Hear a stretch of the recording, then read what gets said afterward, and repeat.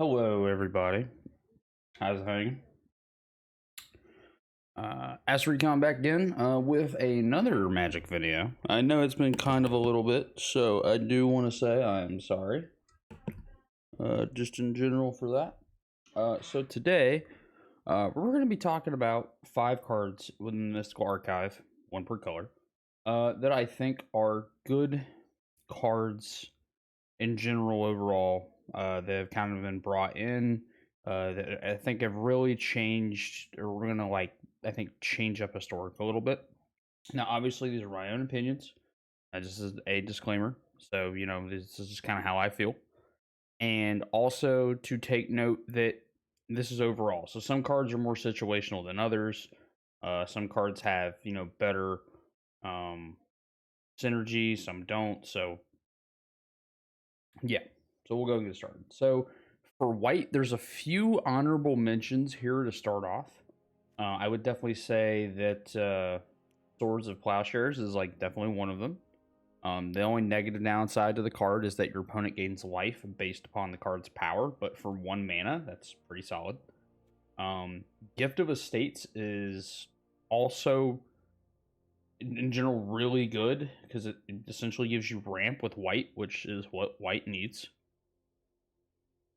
And then all these are really good, but I would say that out of all of these, in my opinion, the best one is Tear Protection.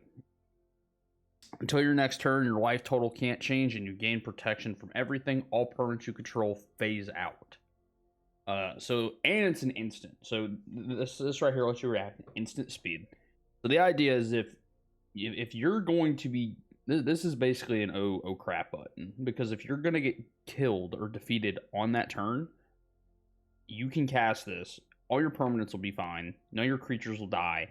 They'll phase out and phase back in, which also means if you have any cards that say whenever they enter the battlefield do X, so things like Soul Warden for creatures, or whenever X card enters the battlefield, destroy target creature, tap target creature, etc. Things go on. I mean, there's infinite synergies with Teferi's Protection just because of that phase in, phase out.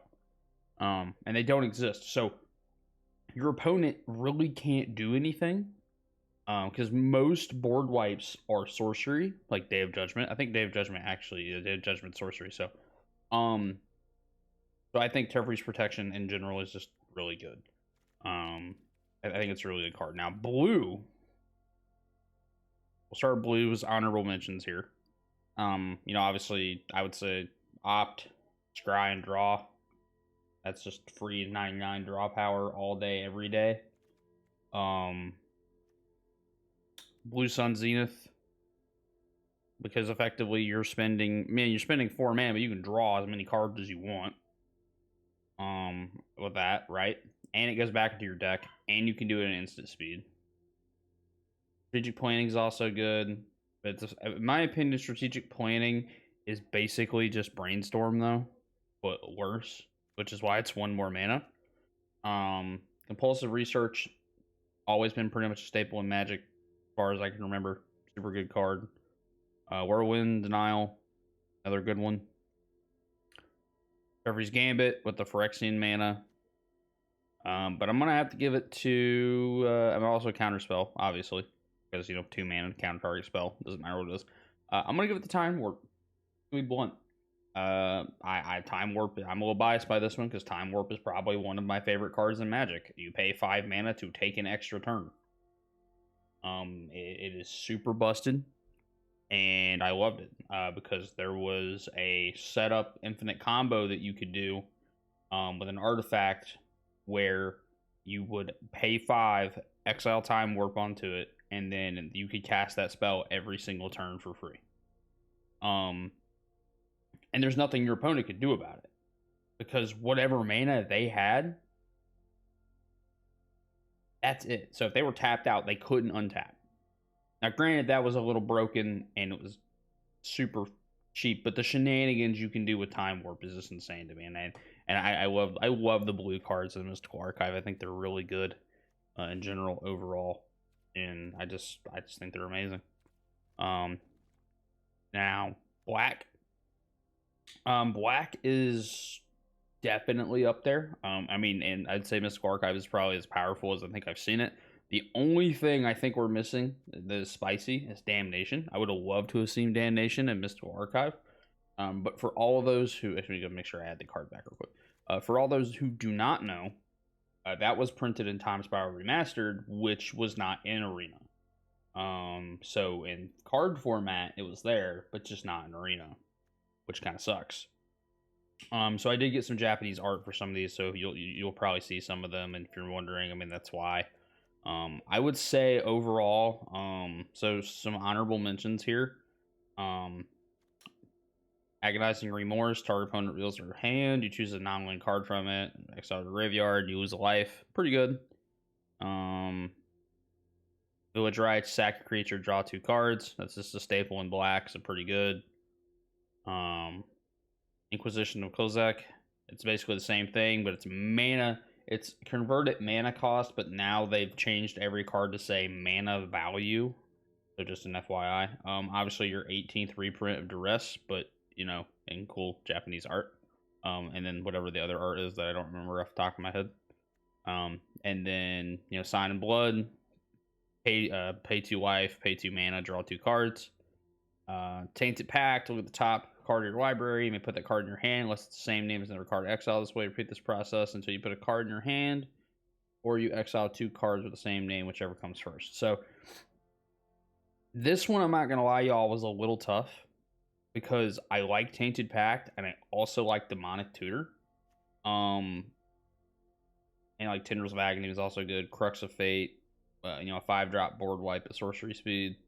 But I'm gonna have to give it to Demonic Tutor just because of not only the Japanese art, but also because there's no downside. Now granted, the big difference here, why Tainted Pact has that one negative to it, where you exile cards, is because it's instant speed. So instant speed is great. But Demonic Tutor, you know, on your turn, you know, if you draw into this on turn 2, you can literally go search for a combo piece, off rip, and just, you know, get your combo going and go to town. There's not really much you can do about it. I mean, Doomblade is still pretty good too. Destroy target non-black creature, 2 mana. Dark Ritual, pay 1, add 3 mana. But in most formats, this is banned, which is one of the reasons why I don't really include it. Just because of that. And it does suck. But you know, that's just kind of how it is. So, did I actually add that card in white? I had Teferi's Protection, didn't I? Okay, yeah, I did. So now we're moving on to red. Now, red is also a little finicky, so we'll talk about the controversy around that art in a second. This artist is actually really good at what they do. It's just unfortunate that it didn't really work out how they wanted it to. So claim the Firstborn, target creature, mana value of 3 or less till end of turn, untap that creature in haste. Effectively act of treason for 1 mana for a CMC cost 3 or less. So pretty good in the early game if you don't have any creatures. You know, Lightning Bolt, staple of Magic, 1 mana, 3 damage. It's literally just a better shock in every way, which also here shock. See, same thing. Grape Shot deals 1 damage to any target, and then Storm, when you cast this spell, copy it for each spell cast before it this turn. So effectively, what you could do is if you just run, you know, a playset of Lightning Bolts, a playset of Shocks, you would just be like, okay, cool, so it's my turn, right? All right, now it's my turn. Watch this. I'm going to go ahead and cast 3 Shocks, and then I'm going to cast Grape Shot, and then I'm going to go ahead and then get 3 more Grape Shots for free. Pretty good. Increasing Vengeance, copy target instant sorcery spell you control. If the spell was cast from a graveyard, copy that spell twice. So I'm kind of like, I kind of already want to say this one, just because flashback, because you can cast it from your graveyard. So you get to cast it twice. So you copy the spell twice. Now, granted, that's like 5 mana. That's super expensive, but that's more of like a late game thing. And obviously, you know, we have our multicolors, which we'll talk about. You know, but I just wanted to go over the original 5 colors. So it's a real possibility. Discard a card, draw 2. This pretty much gives you a neutral. Chaos Warp has always been good. Especially if you play it on yourself. But you can also mess with people and play it on them too, because they'll be really confused like why you got rid of a 1/1 and they have a 7/7 on the field. So this is from General Jake. Stone Rain, destroy target land. Great if you're playing against decks that really utilize some of the special lands, like you know, if you're playing Brawl and you have people that are running like command towers and specifically you know, shock the lands and like Elicory towers and you know stuff like that. I think it's important. Then you have Urza's Rage. Urza's Rage is probably it's always tough for me to pick between Mix's Mastery and Urza's Rage. So, in my heart, I want to say Urza's Rage because I love burn spells. But that's not... It's like 10 mana you have to pay for this. Spell can't be countered. It deals 3 damage to any target. If it was kicked, it deals 10 and it can't be prevented. Mix's Mastery says, exile target card that's an instant or sorcery from graveyard. Each card exiled this way, copy it, and you may cast it without paying the mana cost. And you can overload it and do it again. So, and that's kind of what I said when I started the video. You know, it's really determined upon, you know, what your synergies are here, or you know what your preference is. I'm personally gonna have to go with Mix's Mastery because you could just copy this. But granted, I mean that's like already so much mana you would have to pay. But you could do that into like Shock or Lightning Helix or you know anything like that, depending on what color you're playing. So I'll do that. Faithless Looting's pretty good. Draw 2, then discard 2, and you can flash it back and do it again. But let's take a second. I do want to talk about the kind of like the stigma behind this. So, this person's art style is really good. But it's just unfortunate that it didn't end up working out very well.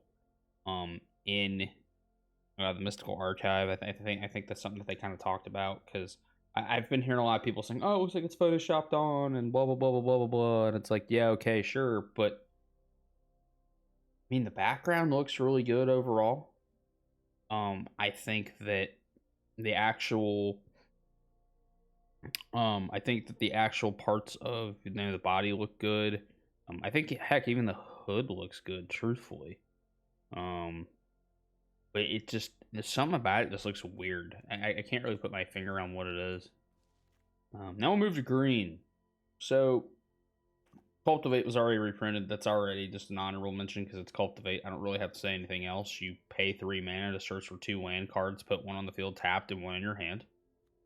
Weatherstorm, you gain 3 life, and then you can just do it again and again and again based upon how many spells were cast that turn. Regrowth, super good card in Magic. Just lets green get cards back from the graveyard to your hand. So remember here, target card. It's not just creature. So you could go grab a Cultivate and then do it again. So yeah, pretty good. Channel, 2 green. Until in turn, anytime you can activate a mana ability, you can pay 1 life. If you do, add colorless. Die. It's pretty good. Ramp with green, you know, letting you utilize your life as a resource. Snakeskin Veil, 1/1 counter target creature, gains hexproof till in turn. It's a pretty green-blue staple from like Simic and Magic.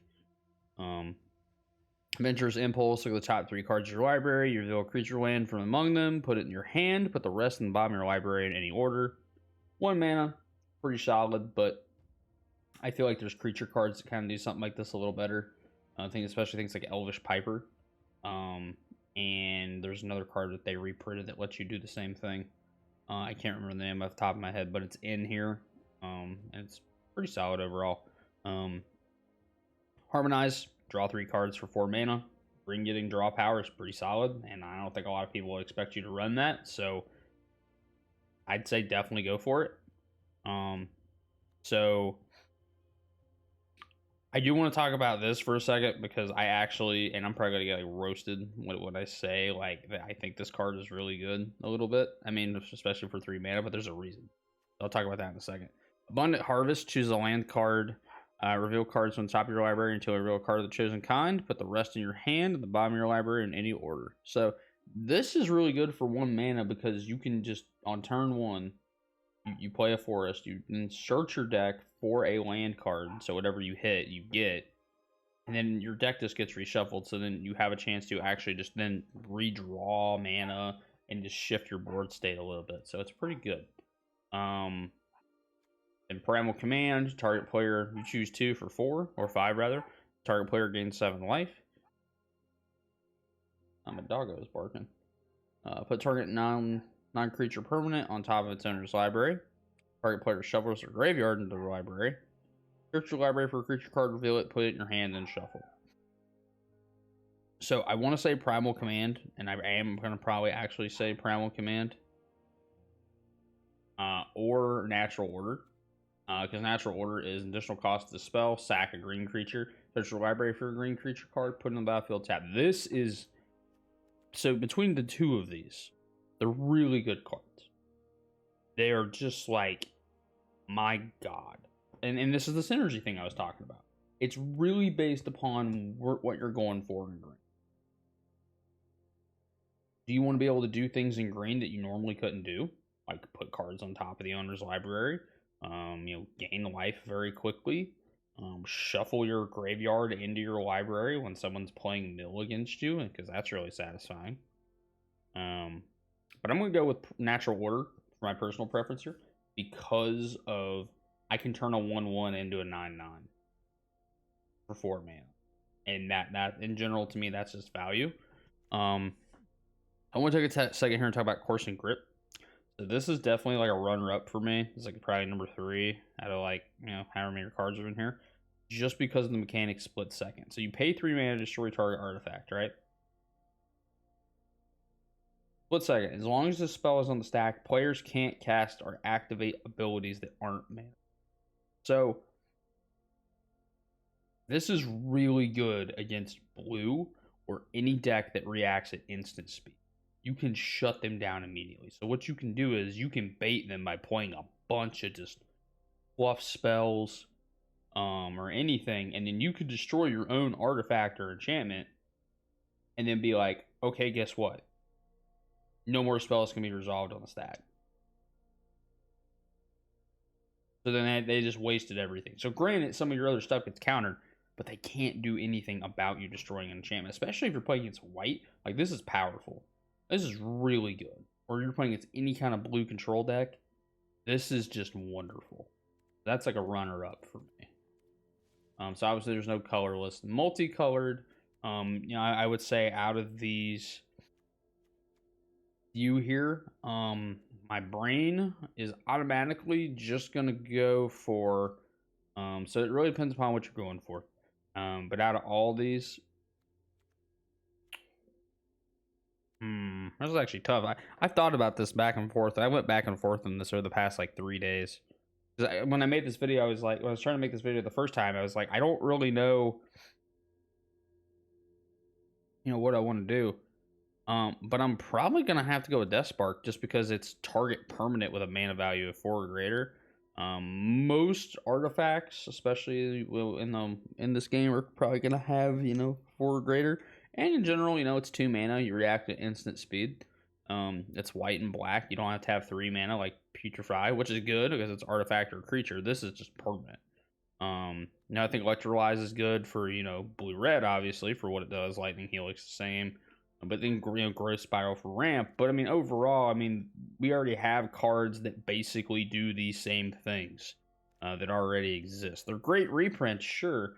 But at the end of the day, I think Death Spark is definitely where it's at for me.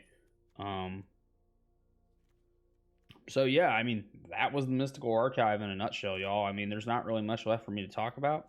I will probably be doing another video here in the next couple days to kind of talk about Strixhaven as a whole, what I think, and so far based upon the set, and just in general kind of how things are going, because so far I'm enjoying it, but at the same time There's like this weird stigma that's going on with me right now, and I think it's just because I don't really understand a lot of the mechanics yet, and I'm still learning, and everybody's kind of trying to get that same feel for it. So that's all I got for now. And hey, if you like the video, leave a thumbs up.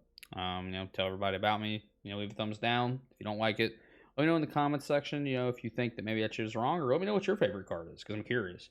Because like I said, I think a lot of these cards are really good, but they just have different synergies than everyone else. So that's just kind of the way of Magic. Not every player has the same preferences, right? So I think it's kind of good to see what other people think, and kind of where to go from there. So I'll catch you all later in the next video. Peace.